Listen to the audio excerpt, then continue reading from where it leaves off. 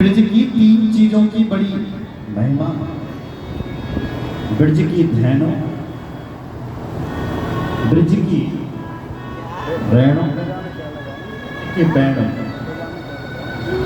वृंदावन की जो भूमि है उसकी बहुत बड़ी महिमा है।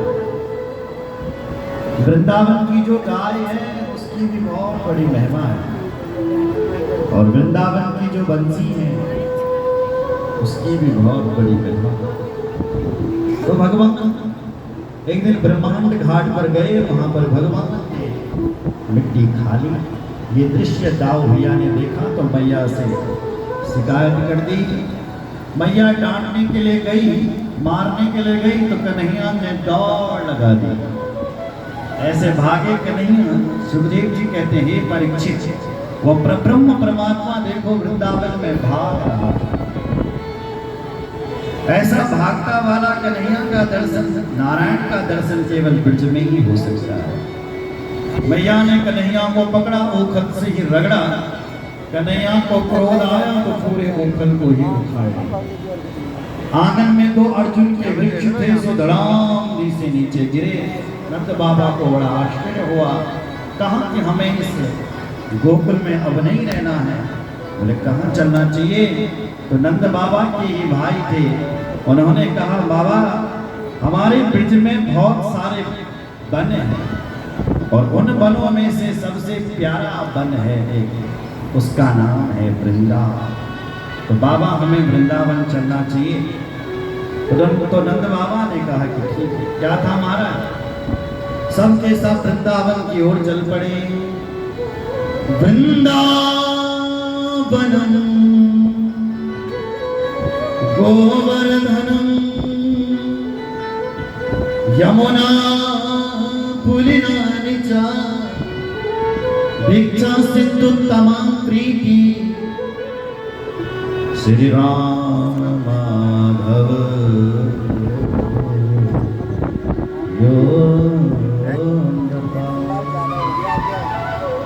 वृंदावन धाम में जब कन्हैया पहुंचे और वृंदावन की हरियालियों को देखा तो कन्हैया का मन और दाऊ भैया का मन बड़ा पसंद।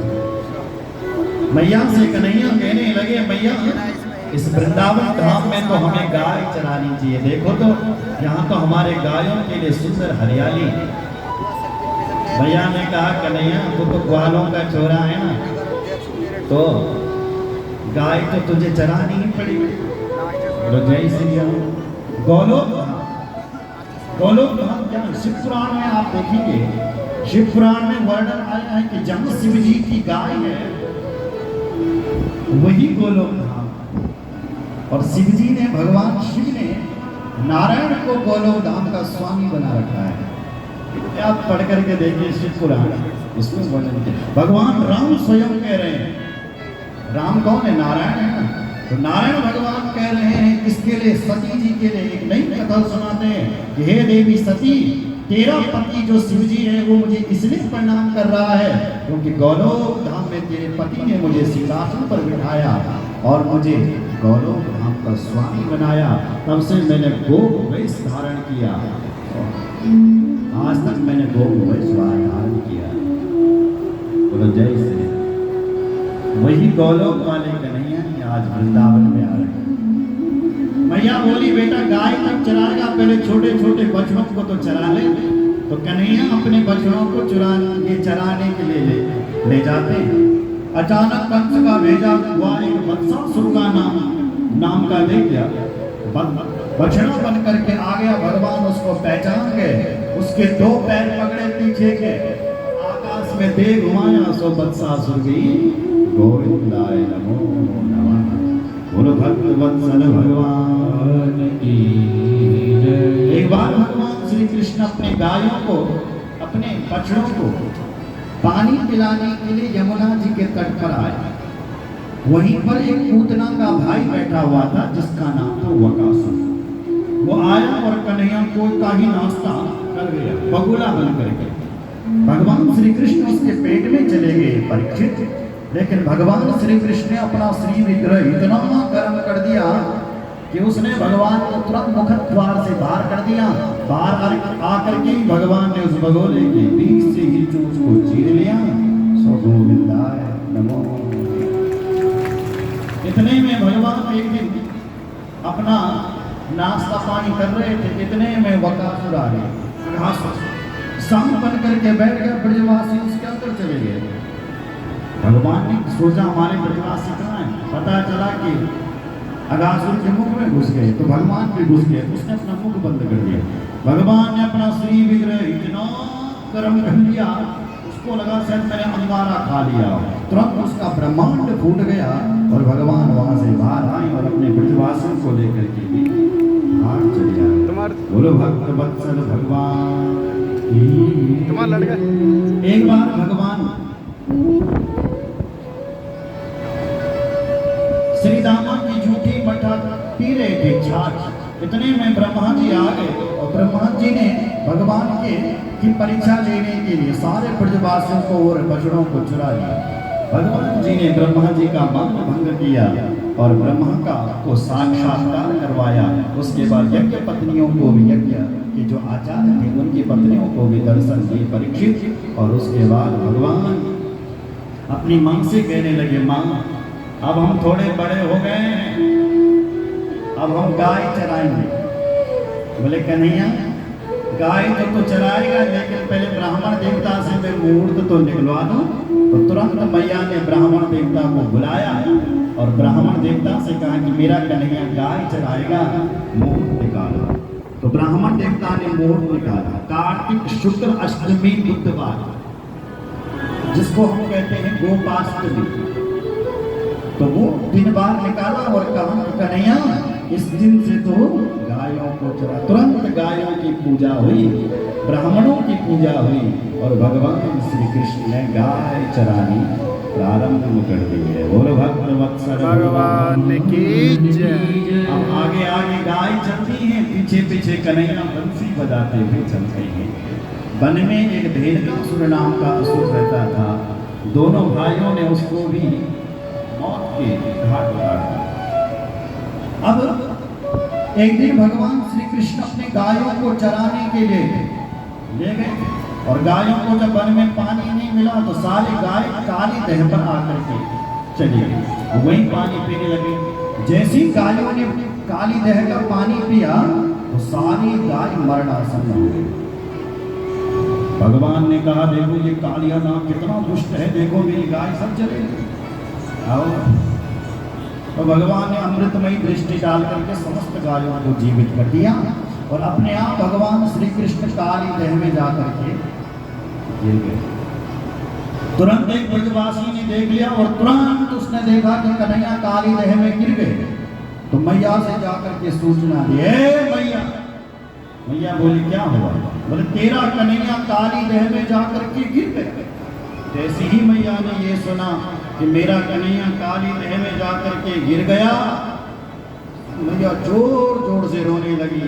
नंद बाबा भी जोर जोर से महाराज रोने लगे और दौड़ दौड़ से भागते हैं। आबाल वृद्ध वनिता सर्वैंगा पशुवित्तया निर्जन मुर्गो कुलादीना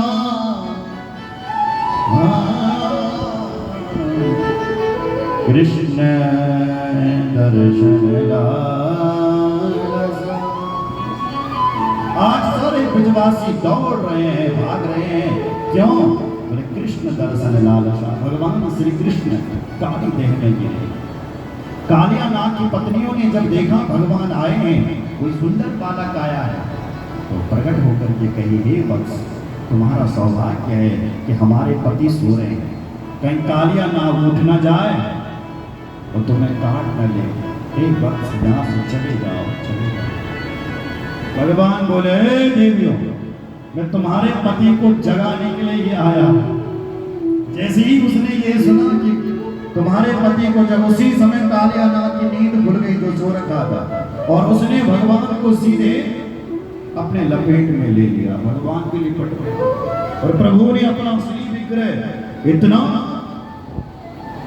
चौड़ा कर दिया महाराज की कालिया नाग के फन से भगवान धीरे धीरे मुक्त होते गए और सीधे उसके सिर पे जाकर के खड़े हो गए। अब एक फन से खाने की चेष्टा करते हैं तो भगवान दूसरे फन पर चले जाते हैं। ऐसा नृत्य किया कि सूरदास बाबा गाता है, तांडव गति मुंडन पर नाचत गिरधार, तांडव गति मुंडन पर नाचत गिरधारी, तांडव गति मुंडन पर नाचत गिरधारी, तांडव गति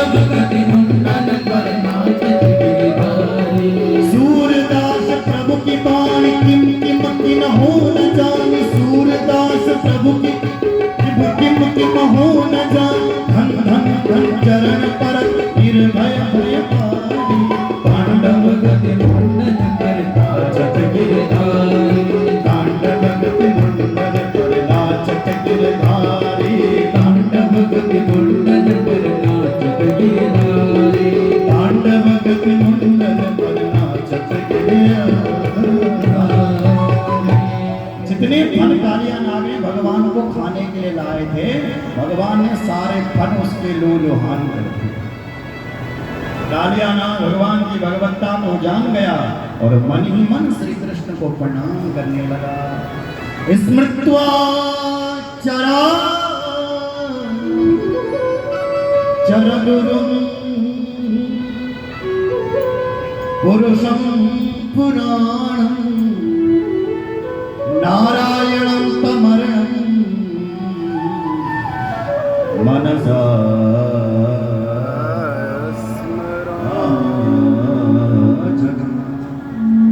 स्मृतो चराचर पुरुषं पुराणं। मन ही मन भगवान श्री कृष्ण को प्रणाम कर रहा है।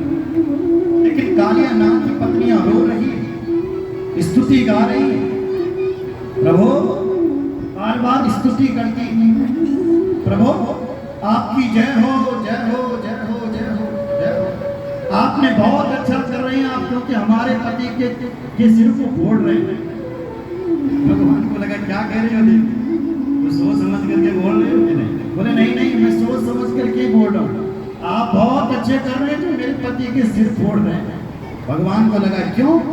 बोले प्रभु इसलिए क्योंकि आपके जो चरण है ना वो कोई साधारण नहीं, आपके वो चरण हैं जिससे भगवती भागीरथी गंगा जी निकल रही है। अरे शिव जी ने आपकी कितनी बड़ी तपस्या की, फिर भी तुमने शिव जी को चरण नहीं दिया, चरणों तक दिया, चरणों का जल दिया सिर में रखने के लिए। बलि ने आपको त्रिलोक्य की संपदा भेंट कर दी, फिर भी आपने उस बलि को 2 चरण नहीं दिया, एक ही चरण दिया। हमारा पति कितना बड़ा भाग्यशाली है जिसको आपके 2 चरण मिल गए। भगवान पसंद हो गए। भगवान बोले देवी मैं तुमसे पसंद हो गया, क्या चाहिए तुम्हें, मांगो क्या चाहिए। तो हाथ जोड़ करके बोले प्रभु हमें कुछ नहीं चाहिए। ननाक पृष्ठम न च सार्वभौमं न पारमेष्ठ्यं न रसाधिपत्यं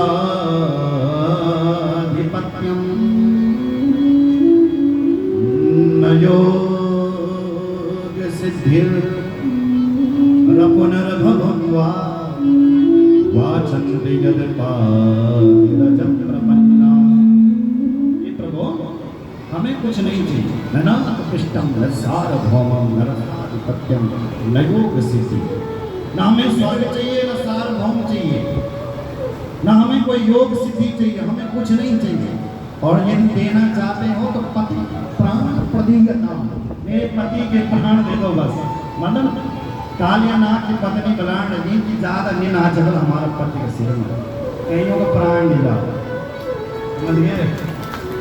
इसलिए कृपा करके नीचे उतर जाओ, पति के प्राण दे दो।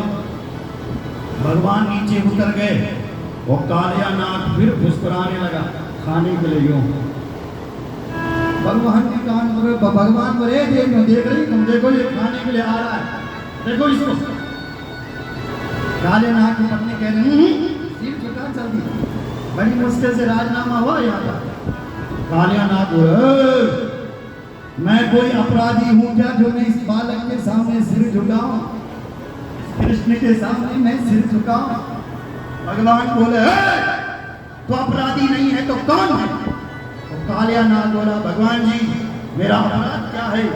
भगवान बोले तेरा अपराध ये है कि तूने मेरे यमुना के जल को इतना विषैला बना दिया है कि पतंग पड़ेगा खगा, अगर ऊपर उड़ने वाला कोई पक्षी भी नीचे देखता है तो वो भी मर जाता है। इसकी गलती है, तेरी तो है। कालियानाथ बोले एक बात बताओ। भगवान बोले ये बताओ इस दुनिया को बनाता कौन है? भगवान बोले मैं बनाता हूँ, मैं। अच्छा तुम बनाते हो? बोले हाँ। अच्छा ये बात बताओ हम सर्पों को किसने बनाया है? भगवान बोले मैंने बनाया, दुनिया मैंने बनाई तो सर्प भी मैंने बनाए होंगे। अच्छा तो हम सर्पों के मुख में ये जहर किसने दिया? भगवान बोले मैंने तो दिया। अच्छा तो हम सर्पों को ये तामसी स्वभाव किसने दिया? भगवान बोले मैंने दिया। तो कालियानाथ बोले सरकार हो गई बात, तन मन धन सब सुख सब कुछ है तेरा। हे प्रभु जब सब कुछ आपने दिया है तो जो आपने मुझे दिया था वही मैंने आपको दे दिया, तो इसमें मेरी क्या गलती? वया वयं खला सौपत्या तामसा दीर्घमन्यवा स्वभावो दुष्टजो नाथ लोकानां यद सद्ग्रहा। जब सब कुछ आपने दिया है वही मैंने आपको दे दिया, तो इसमें मेरी क्या गलती? भगवान बोले हे कालियानाथ सुन, मैंने यदि सर्पों के मुख में जहर दिया है ना तो सर्पों को रहने के लिए भी रमण द्वीप दिया है। रमण द्वीप को जब कहीं और नहीं है, हमारे उत्तराखंड में ही है, सेम मुखे में। सेम मुखे को ही रमण द्वीप कहते हैं, वहीं पहले सर्प रहते थे। बोले थे जिसको हमारे यहाँ उत्तर द्वारिका पंचम धाम कहा जाता है। बोले श्री नागराज भगवान। भगवान बोले हमने तो तुम्हारे लिए रहने के लिए रमण द्वीप दिया है भाई, मुखे दिया, तो यहाँ क्यों आया गंदगी करने के लिए इस वृंदावन में? तो कहा कि इसका कारण भी तुम्हारा गरुड़ है। क्या? बोले गरुड़ जब रमण द्वीप से मुखे पहुंचता है तो सारे सर्पों को खा लेता है, तो उससे मेरा झगड़ा हो गया, इसलिए मैं यहाँ आकर के रहता हूँ। भगवान बोले यदि यही कारण है तो अब तुझे मेरा गरुड़ नहीं खाएगा। बोले क्यों नहीं खाएगा? कहीं खा लिया तो? भगवान बोले मैंने अपने चरणों की मोहर लगा दी तेरे ऊपर। देखो भाई इधर सुनो,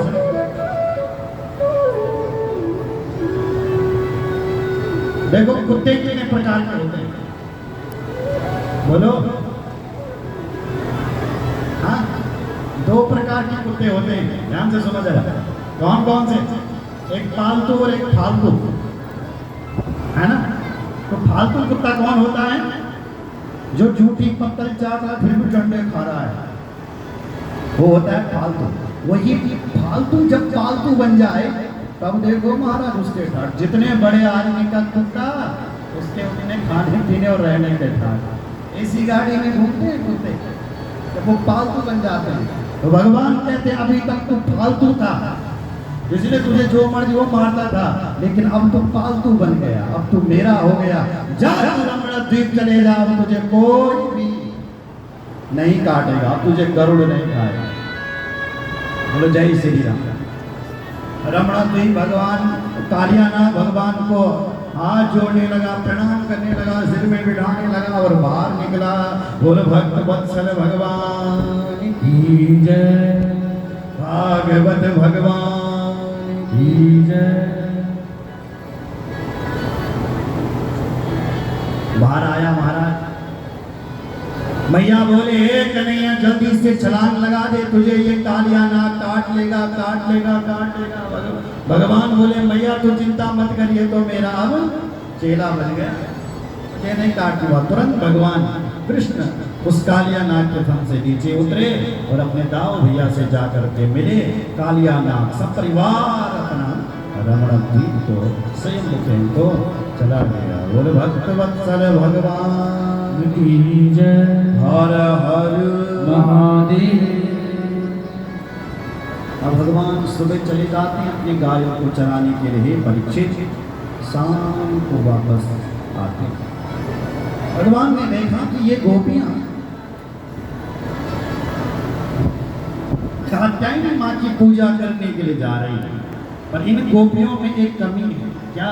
बोल के नग्न स्नान कर रही है यमुना जी, और जलाशयों में गंगा यमुना में नग्न स्नान नहीं करना चाहिए, क्योंकि जल के देवता का अपमान होता है। तो भगवान एक दिन गए और उनके वस्त्रों को चुरा लिया। उन्होंने जब बाहर निकले अपने वस्त्र नहीं देखे तो चार लोग देख लेंगे हमारे वस्त्र कहाँ है, वस्त्र तो दिखाई नहीं। भाई कोई बंदर ले गया क्या? तो बंदर तो दिखा नहीं, लेकिन बानर भीष दिख गए, भगवान दिख गए। तो सारी गोपियां कहने लगे हे कन्हैया जल्दी से हमारे वस्त्र दे दे, नहीं तो तेरे बाबा से जाकर के तेरी शिकायतें करेंगी। भगवान बोले कर ले, मेरे बाबा से शिकायत यदि कर सकती। एक सखी ने कहा शिकायत कैसे करेगी, कपड़े तो है नहीं, धार कैसे निकलेगी? तो तब भगवान श्री कृष्ण से प्रार्थना करनी, श्याम सुंदर ते दास्य करवामा तपोदितम ते वासा धर्म किया नोचेद्राज्यो ब्रुवामहे नोचेद्राज्यो ब्रुवामते। ये श्याम सुंदर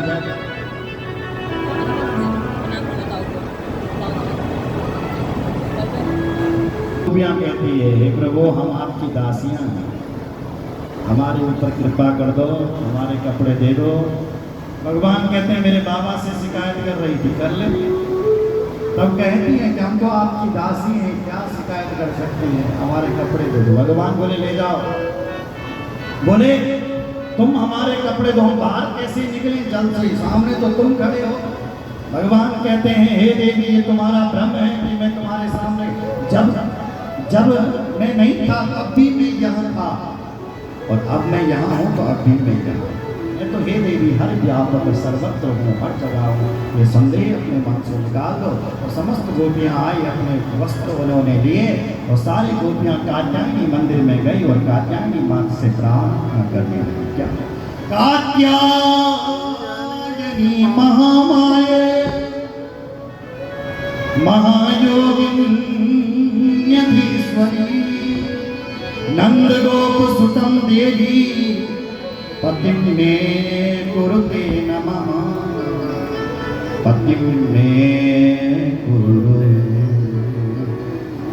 नमः। हे कात्यायनी माँ श्री कृष्ण की हमें पति रूप में प्राप्त हो, आप हमें ऐसा वरदान कीजिए। कात्यायनी माँ खुश हो गई और वरदान देने लगी, हे देवी तुम्हें को श्री कृष्ण ही मिलेंगे, ऐसा वरदान दिया। सारी गोपियां अपने घर चले आए। बोल भक्त वत्सल भगवान की जय।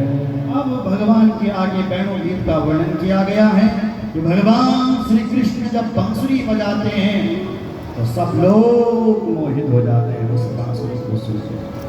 कृष्ण भगवान का जो सौंदर्य है उसका तो वर्णन भी क्या करना है, कितने सुंदर हैं हमारे कृष्ण। वरहा पीड़म नटवर बपू कर्णयो कर्णकारम वरहा पीड़म नटवर।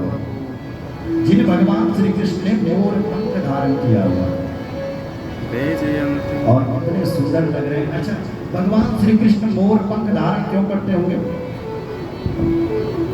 बोलो जय श्री राम। हमारे यहाँ तो किसी की शादी होती थी तब भी मोर पंख धारण करते नहीं करते थे।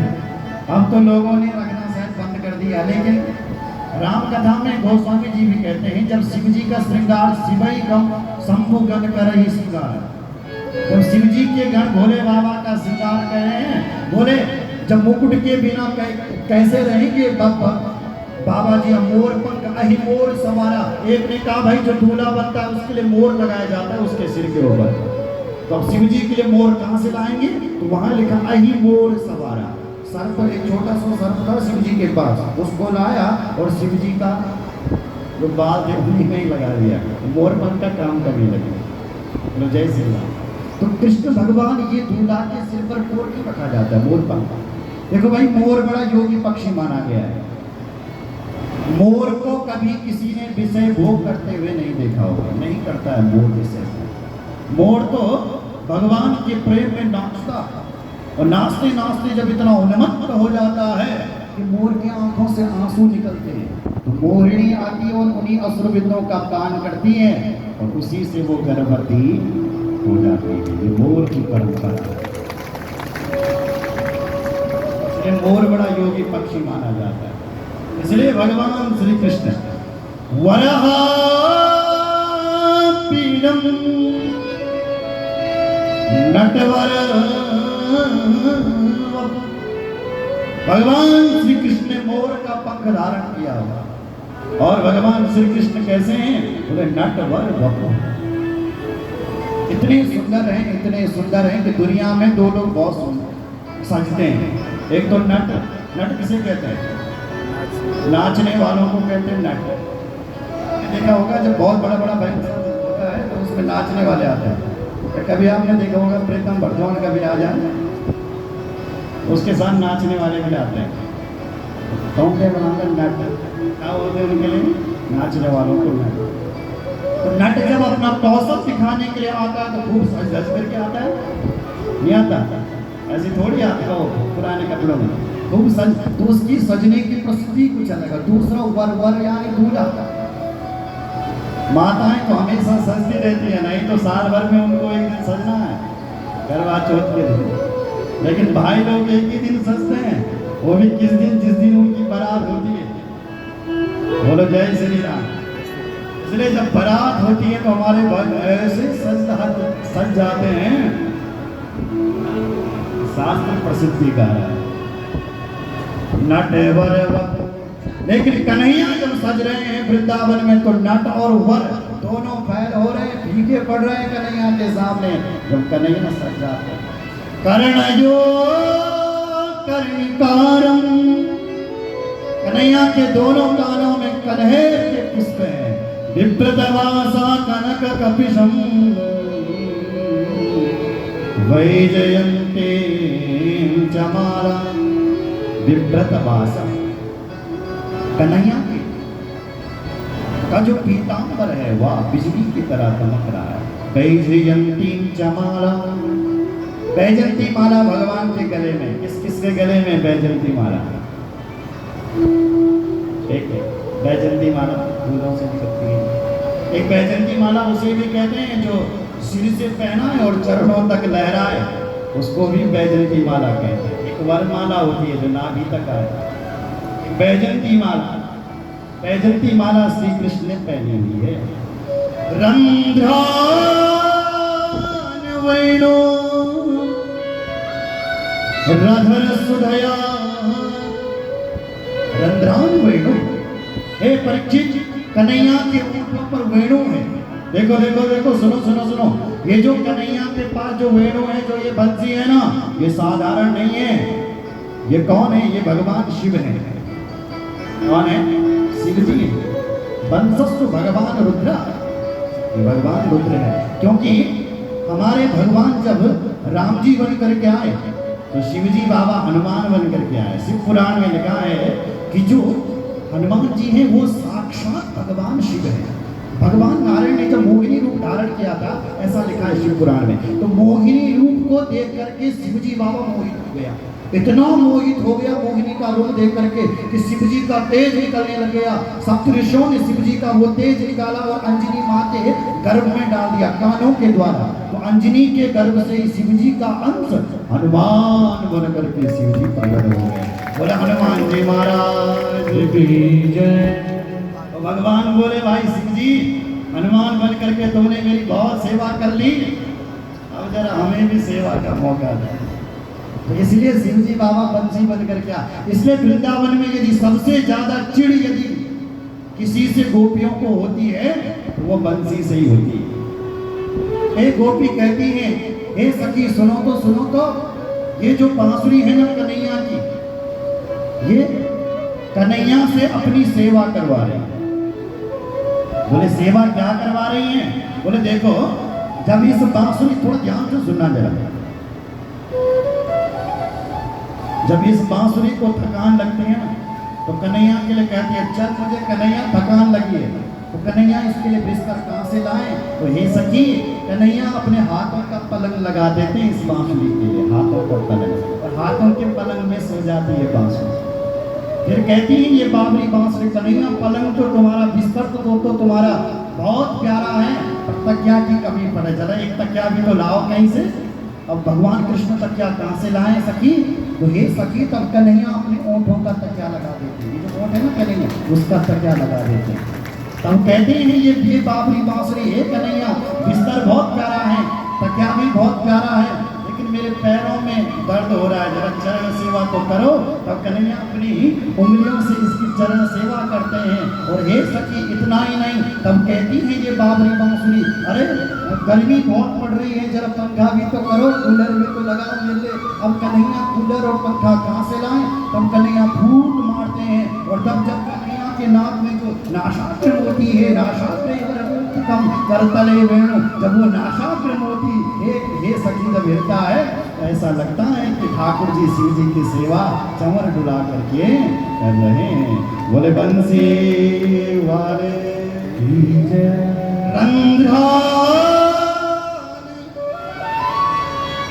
रंधान वेणु रधर सुदया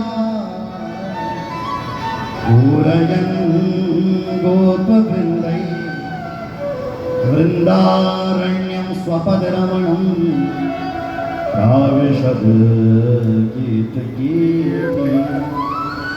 अपने कन्हैया जब बांसुरी बजाते हैं तो वाह, जमुना जी का जो नित्य निरंतर बहने वाला जो जल है, जब कन्हैया की बंसी को सुनता है ना सखी, तो वो जल ठहर जाता है, रुक जाता है, अवरुद्ध हो जाता है। बहना चाहे तो यमुना जी का जल बह नहीं सकता है, लेकिन जो गोवर्धन नाथ के जो बड़े बड़े पर्वत हैं, जब वो बांसुरी को सुनते हैं ना सखी, तो वो पत्थर पिघल जाता है।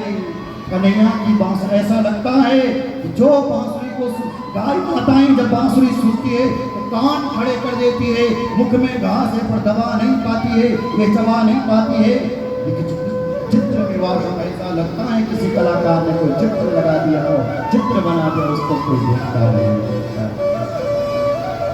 आनंद है हमारा बंसी का, आनंद कल सुनाएंगे। एक गीत है श्रीमद् भागवत में जिसका नाम है युगल गीत, उसके माध्यम से भी दो गीत गाइए। बोल बंसी वाले की जय। हर हर हर हर